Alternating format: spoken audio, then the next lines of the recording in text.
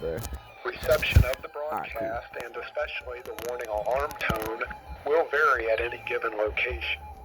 This variability, normally more noticeable at greater distance from the transmitter, can occur even though you are using a good quality receiver in good working order.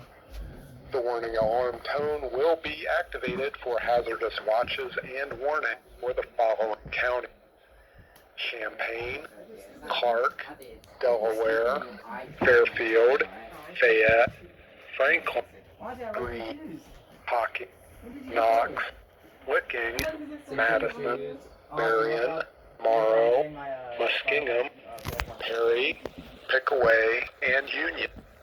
This concludes the weekly test of weather radio station KIG-86, Columbus, Ohio. We now return to regular programming.